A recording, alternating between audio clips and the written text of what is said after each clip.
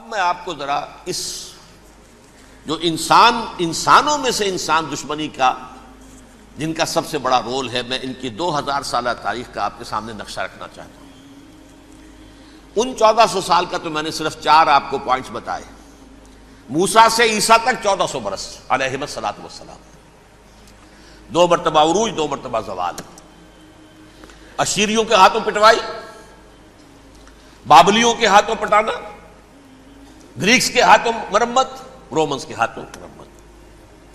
یہ جو 2000 سال ہیں، کیونکہ اب تو ظاہر بات ہے 21ویں صدی شروع ہو گئی، 20 صدیاں حضرت مسیح کو پوری ہو گئی۔ پہلی بات نوٹ کیجئے، حضرت مسیح کی پیدائش ہے سن 1 قبل مسیح۔ یہ نقطہ آپ نے کبھی سنا ہے یا نہیں؟ جب ملینیم کا سلسلہ شروع ہوا تھا پچھلے سال، تو میں نے بیان کر دیا تھا کہ ایک عجیب حساب کے اندر انہوں نے غلطی کی ہوئی ہے۔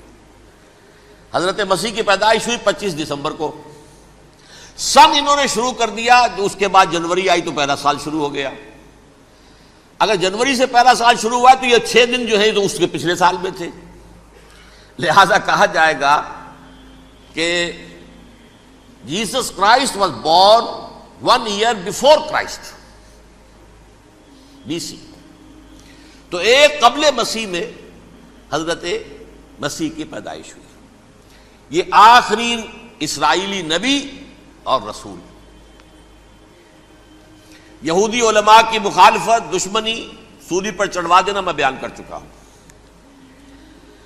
سن 33 عیسوی میں، جبکہ حضرت مسیح کی عمر 33 برس تھی، اللہ تعالیٰ نے انہیں زندہ آسمان پر اٹھا لیا، لیکن یہودیوں نے اپنے خیال کے مطابق انہیں سولی پر چڑھوا دیا، ان کی موت واقع ہو گئی۔ اگرچہ اس کے بعد یہ اختلاف ہے ان میں، یہودی کہتے ہیں وہ سولی پر چڑھ گیا، ختم ہوا، مر گیا۔ عیسائی کہتے ہیں نہیں، انتقال ہوا ہے مسیح کا صلیب پر، لیکن پھر وہ دوبارہ زندہ ہو گئے ہیں۔ ان کی لاش ایک غار میں رکھ دی گئی تھی، وہاں ریزریکشن ہو گیا، ان کا وہاں سے بعد الموت وہیں ہو گیا، اور پھر انہیں اللہ نے زندہ آسمان پر اٹھا لیا۔ تو ہمارے اور عیسائیوں کے درمیان نوٹ کر لیجئے، یہ چیز مشترک ہے کہ حضرت مسیح آسمان پر زندہ اٹھائے گئے۔ فرق کیا ہے؟ وہ سمجھتے ہیں کہ سولی دیے گئے، سولی پر مرے، پھر زندہ ہوئے، پھر گئے۔ ہم سمجھتے ہیں کہ نہیں، وما صلبوہ وما قتلوہ، انہوں نے نہ صلیب دے سکے انہیں اور نہ انہیں قتل کر سکے، بل رفع اللہ الیہ، اللہ نے اٹھا لیا۔ پھر ہمارا اور یہ اس کا عیسائیوں کا ایک اور اتفاق ہے، سیکنڈ کمنگ آف جیسس، حضرت مسیح دوبارہ آئیں گے۔ یہ عیسائیوں کا بھی عقیدہ ہے اور ہمارا بھی۔ بہرحال تو جیسا کہ میں نے عرض کیا کہ اس وقت یہ عذاب استیصال، عذاب اکبر کے مستحق ہو چکے تھے، لیکن اللہ نے ان کی مدت دراز کی ہے، لیکن ان پر دنیاوی عذاب کا ایک کوڑا جو ہے اللہ تعالیٰ کی طرف سے اسی وقت برسا۔ دنیاوی عذاب دنیا میں رہتے ہوئے ختم نہیں کیا گیا۔ 37 برس بعد، حضرت مسیح کے رفع سماوی کے 37 برس بعد، سن 70 میں یہودیوں نے بغاوت کی رومیوں کے خلاف۔ رومی ٹائٹس جنرل تھا ایک، اس نے پھر جو حملہ کیا ہے، 1,33,000 یہودی ایک دن میں قتل کیا یروشلم میں، اور ہیکل سلیمانی گرا دیا۔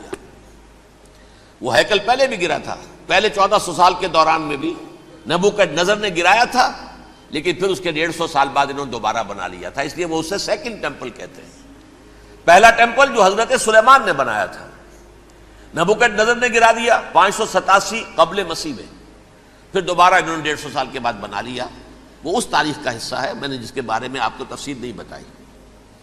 اس میں یہ ہوا سن 70 میں وہ گرا دیا گیا، وہ آج تک گرا پڑا ہوا ہے۔ نمبر 2، یہ کہہ دیا گیا کہ یہودیوں اس ارض فلسطین سے نکل جاؤ، تم یہاں نہیں رہ سکتے اب۔ لہذا جس کا جہاں سینگ سمایا چلا گیا، یورپ میں چلے گئے، ایشیا میں آ گئے، عرب میں آ گئے۔ یہ 3 قبیلے جو رات بھی میں نے عرض کیا تھا، بنو قینقاع، بنو نذیر اور بنو قریظہ، یہ وہاں سے آ کے مدینے میں آباد ہو گئے۔ جس کا جہاں سینگ سمایا، افریقہ میں، ہندوستان میں، جہاں چلے گئے۔ ڈایاسپورا اسے کہتے ہیں، وہ آپ نوٹ کر لیجیے اس لفظ کو، ڈایاسپورا، ہمارا دور انتشار، جبکہ ہمیں ہماری اصل سرزمین تو فلسطین ہے، حضرت ابراہیم کا مسکن، حضرت اسحاق حضرت یعقوب کا مسکن فلسطین، یہ ہے ہماری اصل جاگیر، یہ تو ہماری جدی پشتی جاگیر ہے، لیکن یہاں سے نکال دیے گئے سن 70 عیسوی میں، اور وہاں سے لے کے 1917 تک ان کا ڈایاسپورا جاری رہا۔ یہ دور انتشار ہے۔ اس دور انتشار کے اب چند حصے ہیں جس کو میں چاہتا ہوں کہ آپ علیحدہ علیحدہ سمجھ لیں۔ دور انتشار کا جو پہلا جو ہے تقریباً 300 برس رومی حکمران تھے، وہ یہودیوں کے بھی دشمن تھے اور عیسائیوں کے بھی دشمن تھے، عیسائی اور یہودی ایک دوسرے کے بھی دشمن تھے، لیکن رومی سمجھتے تھے کہ یہ ایک ہی تھیلی کے چٹے بٹے ہیں۔ رومیوں کے نزدیک عیسائی بھی یہودیوں ہی کا ایک فرقہ تھے، کوئی علیحدہ مذہب تو تھا ہی نہیں، لہذا رومی جو ہیں رومنز وہ ان دونوں کو ستاتے تھے، مارتے تھے، اور یہ آپس میں لڑتے تھے، یہودی عیسائیوں کو مارتے تھے، عیسائی یہودیوں کو مارتے تھے۔ یہ ہے 300 برس تک کی تاریخ۔ سن 300 عیسوی میں کیا ہوا؟ ایک معجزہ ہو گیا۔ بہت عظیم ایمپرر کانسٹینٹائن، قسطنطین اعظم، رومن ایمپررز میں سے بہت بڑا ایمپرر، وہ عیسائی ہو گئے۔ اب تو معاملہ بالکل تلپٹ ہو گیا، پوری سلطنت عیسائی ہو گئی۔ اب عیسائیوں کے عیش ہو گئے اور یہودیوں پہ مار پڑنی شروع ہوئی۔ اب عیسائیوں کا آپ خود سوچئے کہ جنہیں وہ خدا بنا بیٹھے ہیں، خدا کا بیٹا قرار دے رہے ہیں، ان کے قاتل کون؟ یہودی بدماش۔ لہذا ان کی وہ پٹائی شروع ہوئی ہے یورپ میں، پوری رومن امپائر میں، انہیں ذلیل کیا گیا، شہروں میں آمد بند، علیحدہ رہو، گھیٹوز کے اندر رہو۔ یہودی کا نام جو ہے وہ گالی بن گیا، جیسے آج بھی یہودی گالی کہتے ہیں، جیسے خنزیر کا لفظ، آخر وہ بھی اللہ کی مخلوق ہے، لیکن آپ کو معلوم ہے کوئی شخص زبان پہ نام نہیں لانا چاہتا خنزیر کا، سور کا، ہے تو مخلوق، وہ بھی ایک حیوان ہے۔ ایسے ہی یہ ہے یہودی، یہودی گالی، جیوٹ گالی۔ لہذا ایک طرف تو ان دونوں کے درمیان دشمنی، جس کو قرآن کہتا ہے وَأَغْرَيْنَا بَيْنَهُمُ الْعَدَاوَةَ وَالْبَغْضَاءَ، ہم نے ان کے مابین دشمنی جو ہے پیدا کر دی ہے۔ اور جب یہ پوری سلطنت عیسائی ہو گئی تو قافیہ تنگ ہو گیا یہودیوں کا۔ اب آئیے 571 عیسوی، یعنی جب کہ ڈایاسپورا کو کتنا عرصہ ہو چکا تھا؟ 500 برس۔ سن 70 سے شروع ہوا نا ڈایاسپورا، جب ٹائٹس نے گرایا ہے ہیکل کو اور نکال باہر کیا انہیں فلسطین سے، بھاگ جاؤ یہاں ایک یہودی بھی نہیں رہے گا، فلسطین سے نکال دیے گئے۔ اس کے پورے 500 برس بعد سن 571 عیسوی میں حضور کی پیدائش ہوئی، ولادت باسعادت محمد الرسول اللہ صلی اللہ علیہ وسلم۔ 610 میں آپ پر وحی کا آغاز ہوا، لیکن حضور کے ساتھ ان کا معاملہ کیا رہا؟ اول تو جبکہ حضور ابھی مکے ہی میں تھے، یہودیوں نے ریشہ دوانیاں شروع کر دی حضور کے خلاف۔ قریش مکہ کو سکھاتے تھے، پڑھاتے تھے، ان سے یہ پوچھو، ان سے یہ پوچھو، انہیں اس طرح تنگ کرو، ان سے یہ امتحان لو، یہ آپ کے علم میں ہے۔ سورہ بنی اسرائیل میں، سورہ کہف میں وہ سوالات، جو امتحانی سوالات آئے تھے، ذوالقرنین کون تھا، اصحاب کہف کون تھے، تم رسول بنے پھرتے ہو تو بتاؤ، اور یہ روح کی حقیقت کیا بتاؤ۔ یہ ساری ریشہ دوانیاں کر رہے تھے بیٹھے ہوئے، ابھی وہیں پر حضور ابھی پہنچے بھی نہیں۔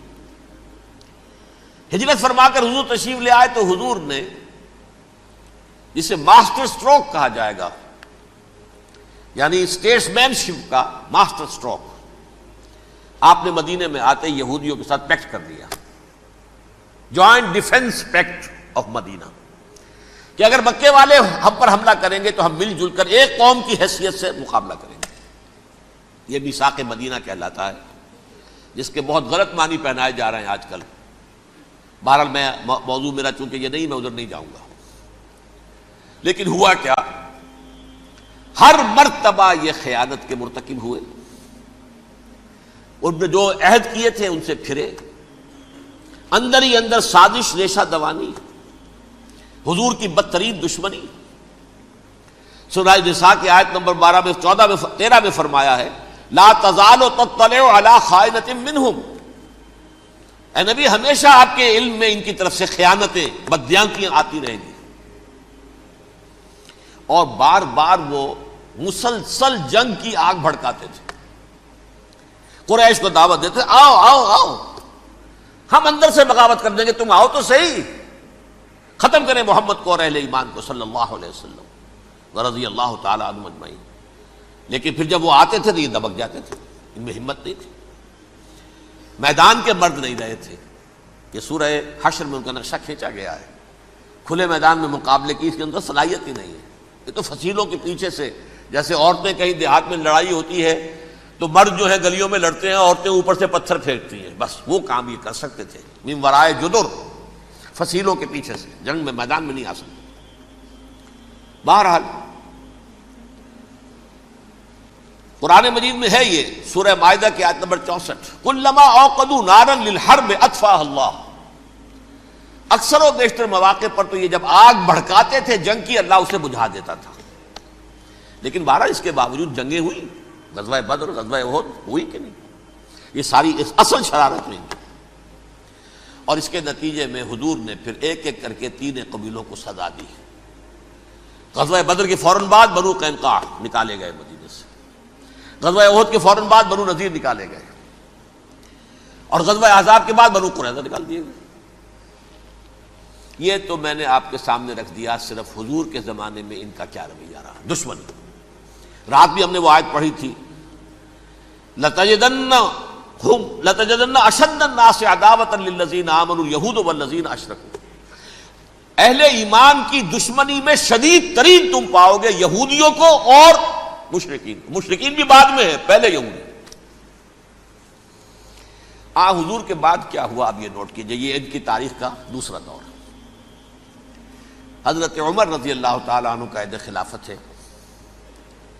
بیت المقدس کا محاصرہ کیا گیا، فصیل بڑی اونچی، شہر اندر سے سیلف سفیشینٹ، حملے کا راستہ کوئی نہیں. محاصرہ طول کھینچ رہا ہے لیکن ان کے پاس رسد بھی موجود ہے، پانی بھی موجود ہے. وہ دروازے بند کر کے بیٹھے ہوئے ہیں. بالآخر اللہ تعالیٰ کی مشیت کا ظہور کیسے ہوا؟ ان کے کچھ علماء آئے فصیل پر، کہا دیکھو مسلمانوں، تم قیامت تک بھی یہاں پڑے رہو گے محاصرہ کر کے، ہمارا یہ شہر فتح نہیں ہوگا. ہاں ایک درویش بادشاہ کے ہاتھوں یہ شہر فتح ہونا ہے، لیکن تمہارے اندر ہمیں وہ نظر نہیں آ رہا. ابو عبیدہ بن الجراح رضی اللہ تعالی عنہ، امین هذه الامہ، ان کا فوراً ذہن گیا وہ درویش بادشاہ مدینے میں بیٹھا ہوا ہے، عمر رضی اللہ تعالی. اب ایک اور عمر بھی ہے جو قندھار میں بیٹھا ہے. نقشہ وہی ہے، سادگی کی حد تک نقشہ وہی ہے، بالکل وہی، اپنی آنکھوں سے دیکھا ہے، وہی سادگی. عمر اول، عمر ثانی تھے عمر بن عبدالعزیز. اب ایک اللہ کے فضل سے اللہ تعالیٰ ایدہ اللہ بنصرتہ، اللہ تعالیٰ ان کی نصرت فرمائے، دشمنوں کو ان کے مقابلے میں نیست و نابود کرے. انہوں نے ریکویسٹ بھیج دی کہ حضور تشریف لائیے، یہ شہر فتح ہو جائے گا. وہ ہے سفر تاریخی، اتنا طویل سفر، تقریباً 700 میل، ایک اونٹ، ایک خادم، ایک منزل پہ امیر المومنین اوپر بیٹھے، خادم آگے چل رہا ہے، اگلی منزل پہ خادم اوپر بیٹھا ہے، امیر المومنین آگے جا رہے ہیں. اور جب پہنچے ہیں تو وہ باری تھی خادم کی. انہوں نے ہاتھ جوڑ دیا، حضور خدا کے لیے تم کیا کہیں گے لوگ، وہ میرا برا حال کر دیں گے، تمہیں شرم نہیں آئی؟ امیر المومنین پیدل آگے چل رہے ہیں نکیل پکڑ کر، اور تم بیٹھے ہو اوپر براجمان ہو. حضرت عمر فرمایا الدور دورک، نہیں باری تمہاری ہے، بیٹھ. اس حال میں پہنچے ہیں. اور پھر یہ کہ ابو عبیدہ بن الجراح آئے ہیں، استقبال کیا ہے تو دیکھا ہے اس حال میں چلے آ رہے ہیں. عمر نکیل پکڑے ہوئے چلے آ رہے ہیں، اور کہتے ہیں کہ کہیں کیچڑ ویچڑ تھا، جوتے خراب ہو گئے تھے، وہ بھی اتار کے ہاتھ میں پکڑے ہوئے، کپڑے تو تھے ہی پھٹے ہوئے. انہوں نے کہا بھی حضرت ابو عبیدہ نے، دیکھیے یہ بڑا متمدن ملک ہے، بڑا مہذب علاقہ ہے یہ، آپ ذرا حلیہ اپنا درست فرما لیں تب جا کے پیش کروں، ہم آپ کو کریں گے. آپ نے فرمایا نحن قوم اعزنا اللہ بالاسلام، ہم وہ قوم ہیں جنہیں اللہ نے عزت دی ہے اسلام کے ذریعے سے. کپڑوں کے ذریعے سے نہیں، دولت کے ذریعے سے نہیں۔ اسی حال میں گئے ہیں، اوپر سے انہوں نے کھڑے ہو کر نشانیاں دیکھی ہیں، اپنی کتابیں کھولی، ہاں یہ وہی ہے، اچھا لو جی سرنڈر، شہر تمہارے ہاتھ میں۔ خون کا ایک قطرہ نہیں بہا اور بیت المقدس فتح ہو گیا۔ لیکن اس وقت حضرت عمر نے ایک نرمی یہ کی کہ یہودیوں کے لیے بھی اسے اوپن سٹی قرار دے دیا۔ یہ احسان عظیم حضرت عمر کا، اس سے پہلے یہودی آ ہی نہیں سکتا تھا، داخل ہی نہیں ہو سکتا تھا، وہاں وہ آ کر وزٹ نہیں کر سکتا تھا، زیارت نہیں کر سکتا تھا اپنے مقدس مقامات کی۔ حضرت عمر نے یوں سمجھیے کہ تقریباً 550 برس کے بعد ان کے لیے راستہ کھولا ہے کہ ہاں تم آ سکتے ہو، زیارت کر سکتے ہو۔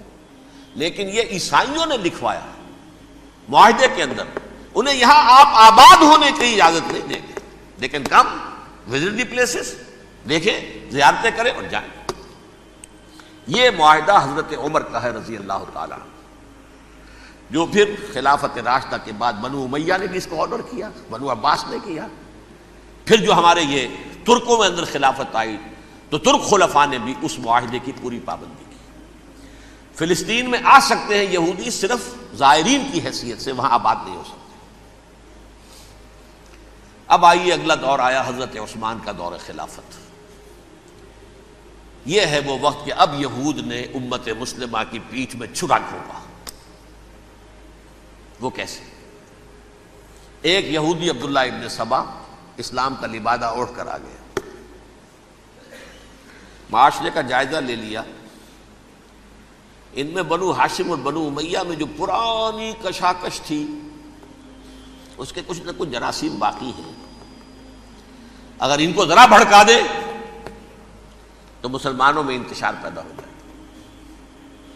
کہا یہ عثمان کون ہے؟ یہ تو بنو امیہ میں سے ہے، یہ حق تو بنو ہاشم کا ہے، خلافت ان کے پاس ہونی چاہیے، محمد کے تو رشتہ دار وہ ہے صلی اللہ علیہ وسلم۔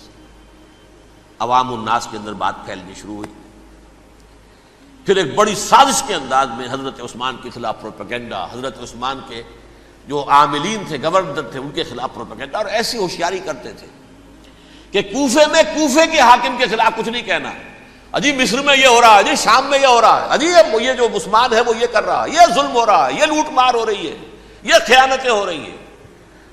اب نہ تو اس زمانے میں مینز آف کمیونیکیشن، کیسے تصدیق کریں؟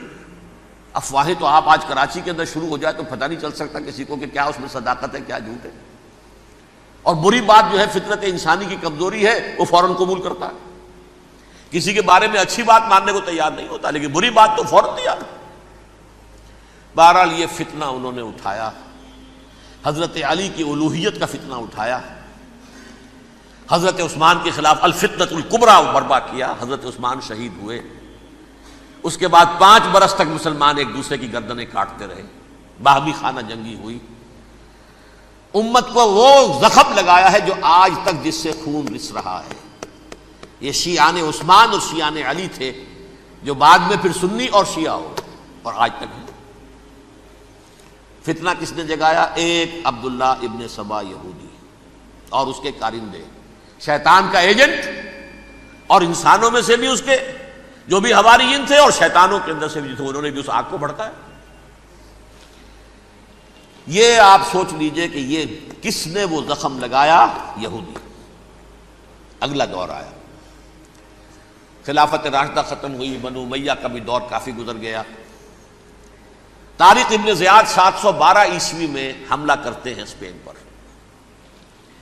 اسپین اس وقت عیسائیت کا بہت بڑا گڑھ، بڑے کٹر ترین عیسائی جو ہے وہ اسپین میں تھے، لہذا یہودیوں کی وہاں بہت پٹائی ہوتی تھی، یہ میں بتا چکا ہوں، دشمنی تھی ان کی تو چلی آ رہی تھی عیسائیوں کے ہاتھوں یہودیوں کی، وہ تو سن 300 عیسوی سے ایمپرر کانسٹنٹائن کے بعد سے شروع ہو گئی تھی۔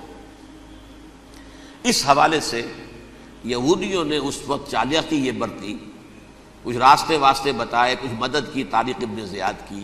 طارق ابن زیاد نے انہیں اپنا محسن سمجھا، ہسپانیہ فتح ہو گیا تو یہودی چونکہ محسنین کی فہرست میں آ چکے تھے، انہیں بہت اقتدار نصیب ہوا،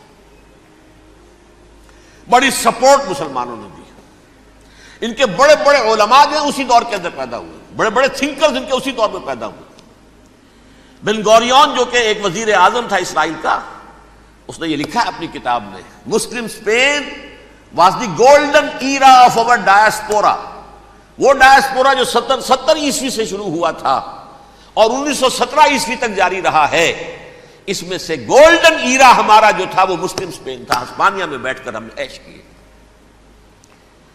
لیکن وہاں سے انہوں نے اور جو کچھ کیا، یہ تو داستان کے تو بہت سے گوشے ہیں، لیکن میں جس اسٹریٹ لائن میں چل رہا ہوں اس کے اعتبار سے ایک بات سمجھ لیجیے. وہاں بیٹھ کر انہوں نے اب عیسائیت کی پیٹھ میں چھرا گھونپا، پروٹیسٹنٹ مذہب پیدا کیا، تقسیم کر دیا. جیسے شیعہ سنی کی تقسیم، عبداللہ ابن سبا، رومن کیتھولک اور پروٹیسٹنٹ کی تقسیم، یہودی علماء. ہوتا کیا تھا؟ ہسپانیہ کی یونیورسٹیاں ہیں، کارڈووا میں ہے، ٹولیڈو میں ہے، گریناڈا میں ہے، غرناطہ، قرطبہ، تولیتلا، اور وہاں آتے تھے لوگ. فرانس سے چلے آ رہے ہیں نوجوان پڑھنے کے لیے، جرمنی سے چلے آ رہے ہیں، اٹلی سے چلے آ رہے ہیں. 3 ہی ملک قریب ترین پڑھتے ہیں سینٹرل جو یورپ کے ہیں.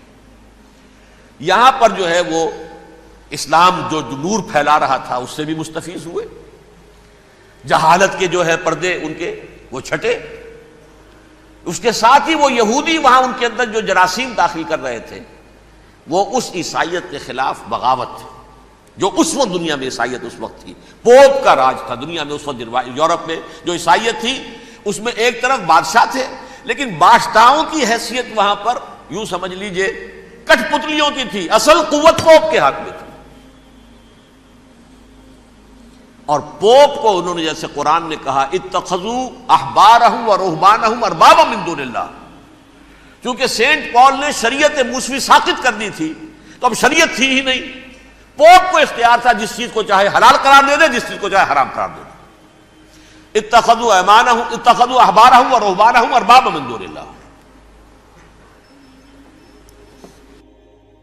انہوں نے کہا صاحب یہ پوپ کس بلا کا نام ہے، یہ بھی انسان ہے. بات تو ٹھیک تھی نا، اصل حیثیت تو کتاب کی ہونی چاہیے نا، ڈیوائن بک، دی ریویلڈ اسکرپچر.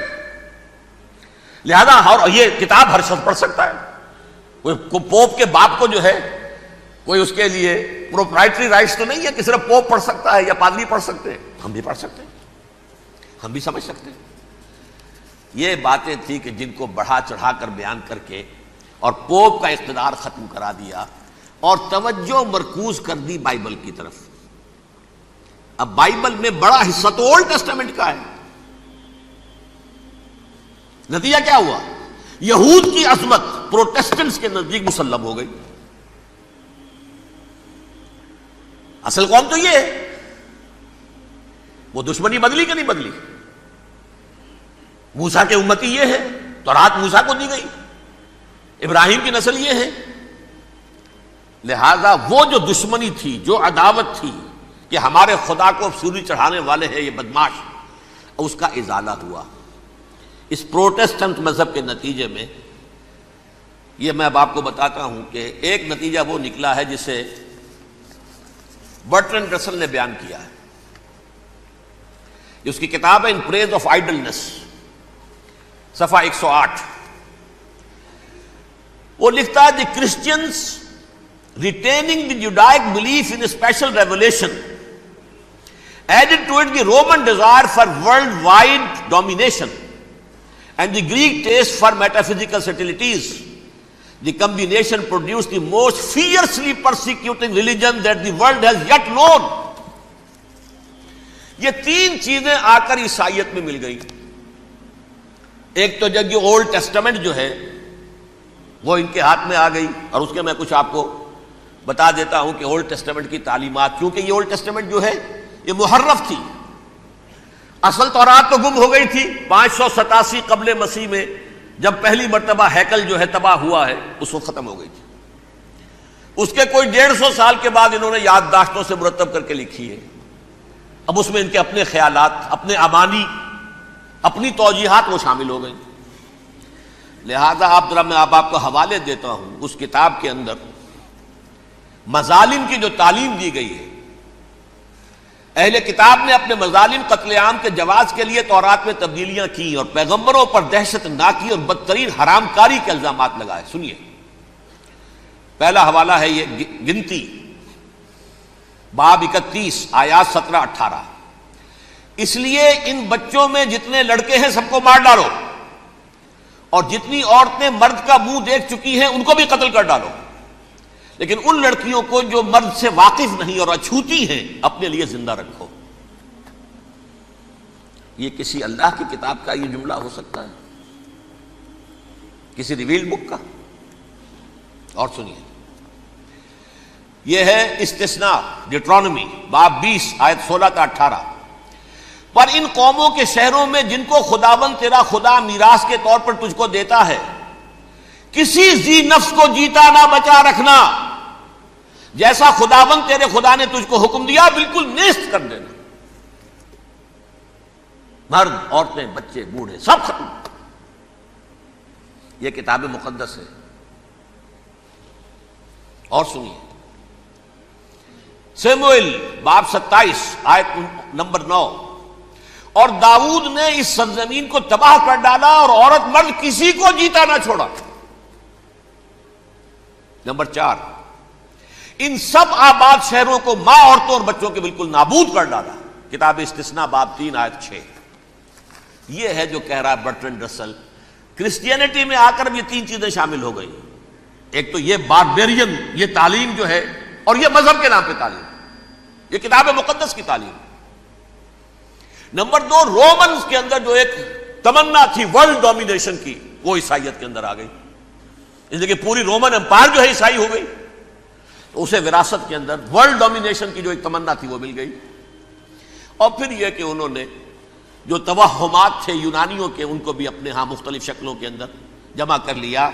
ان تین چیزوں کا the combination produced the most fiercely persecuting religion that the world has yet known. اس کے نتیجے میں دنیا میں تاریخ انسانیت کے اندر جو بدترین خوخار ترین مذہب ہو سکتا ہے وہ شکل عیسائیت نے اختیار کی. اور اس کا مظہر عتم کیا تھا؟ نوٹ کیجئے، صلیبی جنگیں. ایک بات ٹائم ٹیبل کے اعتبار سے نوٹ کر لیجئے گا. فرسٹ ملینیم ختم ہوا، سیکنڈ شروع ہوا. ان کے 1000 سال ختم ہوئے تو 11ویں صدی میں سیکنڈ ملینیم شروع ہوا، تو پہلی صلیبی جنگیں ہوئی. لاکھوں مسلمان قتل کیے. صرف یروشلم کے اندر اتنا خون بہایا ہے کہ خود ان کے ہسٹورینز لکھتے ہیں کہ جب ان صلیبیوں نے جب گھوڑوں کے ساتھ وہ چل رہے تھے گلیوں میں، تو ان کے گھوڑوں کے گھٹنوں تک خون کی ندی بہ رہی تھی. جہاں سے گزرے ختم کرتے چلے گئے، آبادیاں کی آبادیاں ختم کر.